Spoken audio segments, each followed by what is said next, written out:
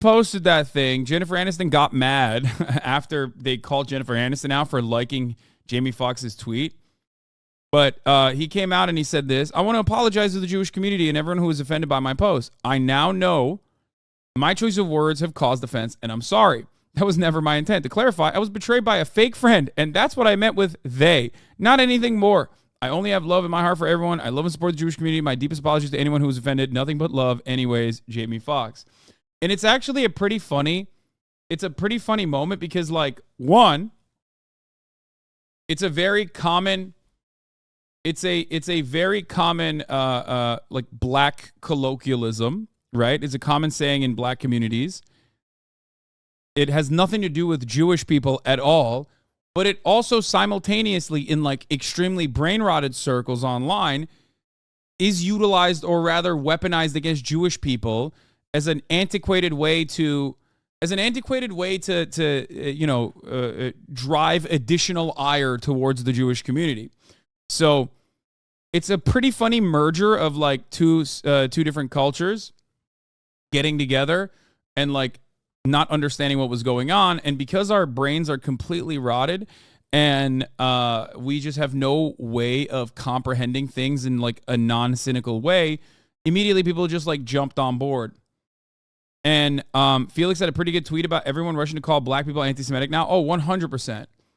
That definitely, like, we live in a post-Kanye world now where it was already bubbling up because there are certain anti-Semitic tropes in certain aspects of like, I wouldn't say black culture necessarily, but like black people are not a monolith, just like white people are not a monolith. And there is like certain sects of black nationalists sometimes, not all black nationalists, obviously, but like I'm talking, what's his face? Farrakhan, for example, will oftentimes engage in anti-Semitic tropes. There's certain aspects of black Israelite, rhetoric that is definitely anti-Semitic. And people have criticized this and people have talked about this for a very long time, but it usually went unnoticed until Kanye West, one of the most public black figures, basically took it to the least rational conclusion that you could take it to and was like openly praising Hitler and whatnot. So that's what that's the reason why everyone is on high alert every time like a visible very public black figure says anything that might even come across like anti-Semitic. So the least Hitlerian interpretation, yeah. But that's not because because Farrakhan's a black nationalist, because he's a hateful person. Yeah. I'm not saying that. I was not saying that like all black nationalists are anti-Semitic or anything like that. Obviously, I would never say that. So basically, this was the post, which is really funny. Actor Jamie Foxx posts horrifically anti-Semitic message to his 16.7 million followers. The post is, they killed this dude named Jesus. What do you think they'll do to you? Hashtag fake friends, hashtag fake love. Now, without those hashtags, you might possibly think, well, it's a little spicy if you're unfamiliar with the common term, right? It's such a boomer way to post on Instagram, by the way, to put hashtags, even though it did kind of, save him. But Romans killed Jesus, not Jews. Lol, what a boomer. It doesn't matter. Anti-Semites claim that Jesus was killed by Jewish people. That's like another trope.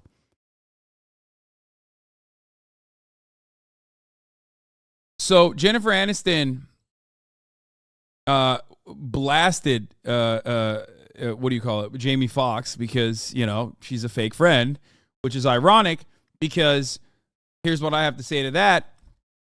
They killed Jesus.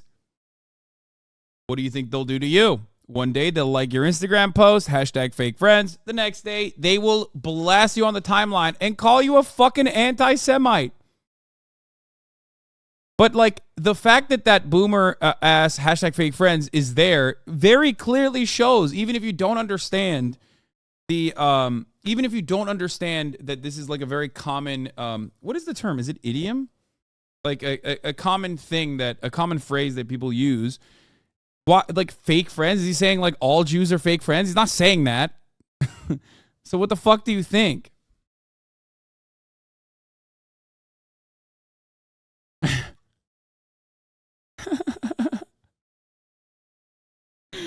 Anyway,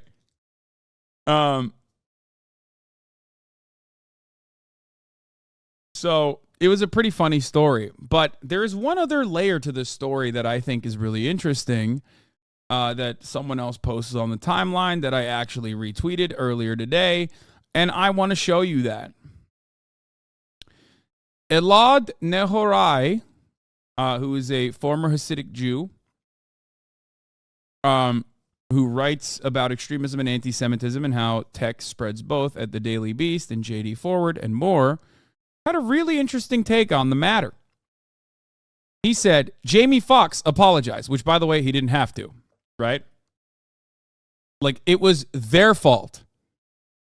It was everyone else's fault. It was your fault if you misunderstood what he was saying. You know what I mean? Not his. Crazy. Ilhan Omar apologized. Again, I don't think she needed to. Tamika Mallory, I don't know what she said. I don't remember that. Apologize. Elon Musk, no apology, continued anti-Semitism. Donald Trump, no apology, continued anti-Semitism. Tucker Carlson, no apology, continued anti-Semitism. And yet many focus on the top three. I wonder why. And that is actually a really good point.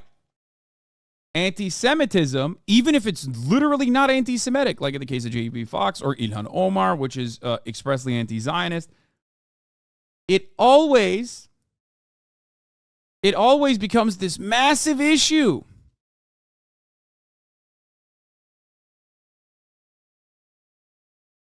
Donald Trump is literally the greatest ally to Israel ever in history. The left, he's so anti-Semitic. Hey, bro, are you aware that there are Jews in America? Or do you think we all belong in Israel?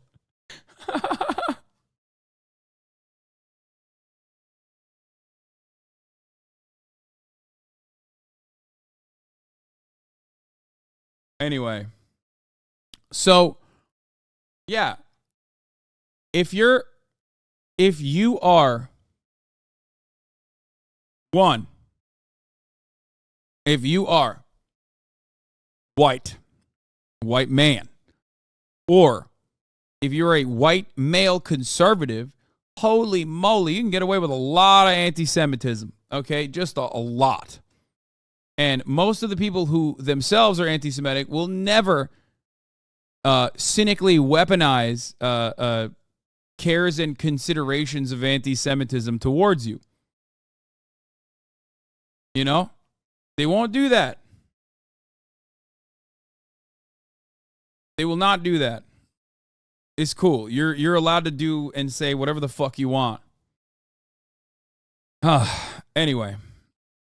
Pontius Pilate led the community vote to either let Jesus free or Barabbas. He symbolically washed his hands of the matter. That's why some people don't blame Romans for the Jesus death.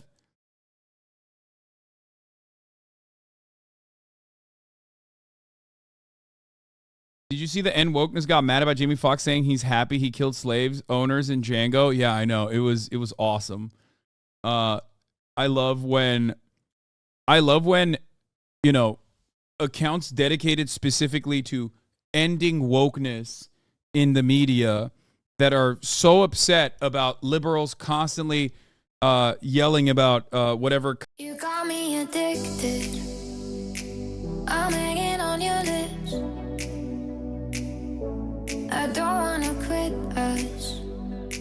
We trip to go down this. I got you under my skin. Shifting tides until I let you in. You are messing with my head. And I'll keep dancing on the kind of content is triggering them. Does a trigger post or care post about like some other fucking thing that a liberal has said.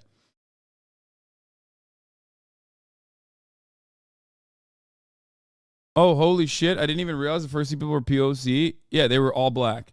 I thought we were saying just when people see you apologize. No. It's if you're black, even if you apologize, they fucking yell at you. Come on, you said what Foxx said is common. It's not a common thing for people to say. What? No, it is common. Anyway, I'm not reading things that are purposefully trying to incite anger out of me today, so I'm doing better. I'm not going to do that. So,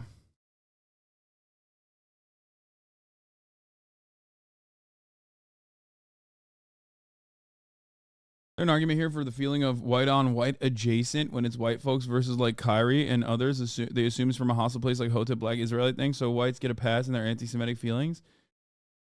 No, I think whites get a pass on everything. And it's not even just white people usually, because I'm white. I don't get a pass on shit. It's white conservatives. If you are like openly conservative, openly antagonistic towards marginalized communities, they expect you to be a piece of shit to marginalized communities. So there's that element, right? So they're just like, okay, well, this guy's a piece of shit. Move on, you know? Or the very same communities that they have created will very successfully weaponize caring in that moment, specifically to try and attack whoever the fuck they're attacking.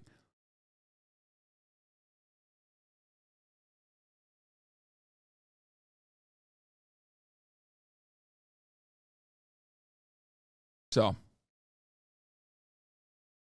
it's also very common, although liberal white supremacist caricature of black people, to say that they are supremely bigoted. Yes, I've talked about this before. It's the liberal side of racism, where liberals don't want to come across like they are, advancing the cartoonish, stereotypical depiction of the angry, scary black man, right? The violent, angry, scary black man. So instead of just like saying the common tropes that right-wingers will openly blurt out that everybody understands, the more liberal, the more tolerant approach to like criticizing black men or stereotyping black men as like angry and violent and bigoted and backwards is utilizing social justice terminology, like black men are homophobic, black men are anti-Semitic. You're still absolutely turning all black men into a monolith.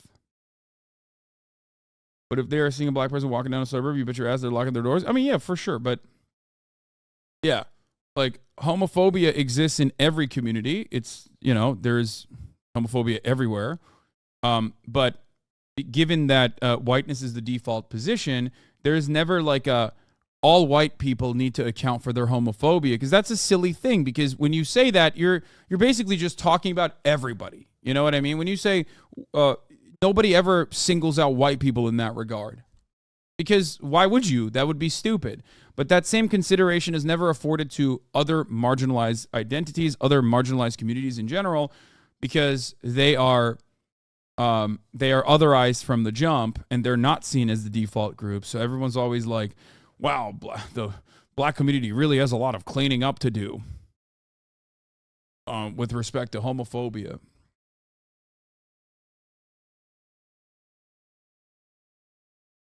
Anyway.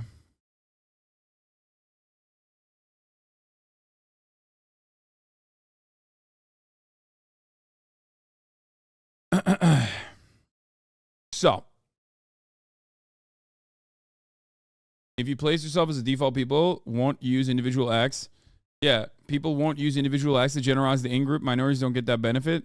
That's why even though every kind of person has lost their shit at a GameStop, everyone remembers the trans Karen. Yeah.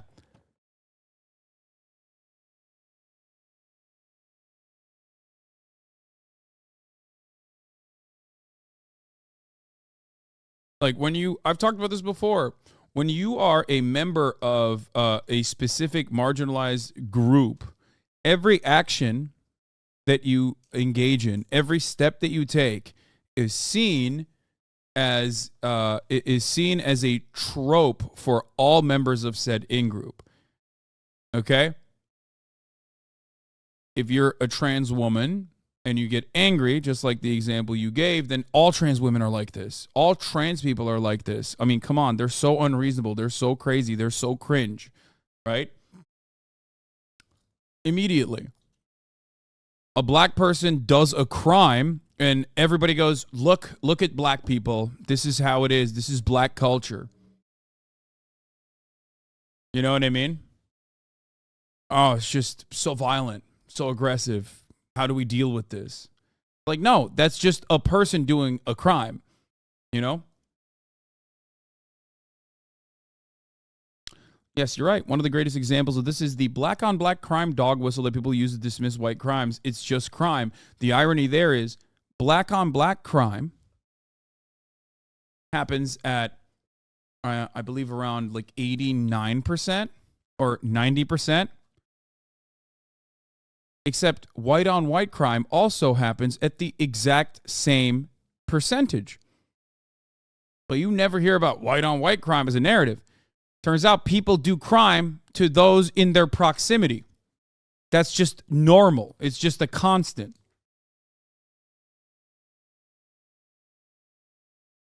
Anyway. So,